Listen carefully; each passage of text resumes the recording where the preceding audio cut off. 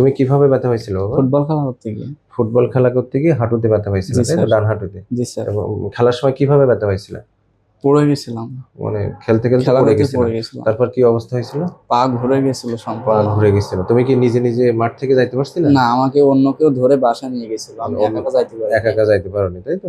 আচ্ছা, বাসায় গেলে তারপর তুমি যখন হাঁটাচলা শুরু করলে, তোমার কি হাঁটাচলা করতে কি অসুবিধা হতো? অনেক অসুবিধা হতো, পা ঘুরে যেত, পা ঘুরে পা যেত? ভাঁজ করতে পারতাম না। আচ্ছা।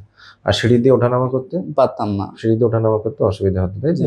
তারপরে তুমি আমার কাছে আসলে, আমার কাছে আসলে আমরা ওর এমআরআই করাই, ক্লিনিক্যাল টেস্ট করি, তারপর এমআরআই করাই।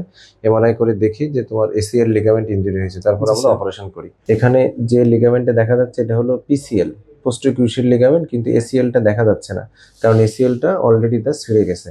এখানে এসিএল নামক একটা লিগামেন্ট ছিল, সেটা ছিঁড়ে যাওয়ার কারণে এই পিসিএলটা বেঁকে আছে, মানে বাকলিং। এটাকে আমরা বলি নন ভিজুয়ালাইজেশন অফ দ্য এসিএল এবং বাকলিং অফ দ্য পিসিএল। মানে পিসিএলটা বাকলিং হয়ে যাচ্ছে এবং এসিএলটা মোটেই দেখা যাচ্ছে না।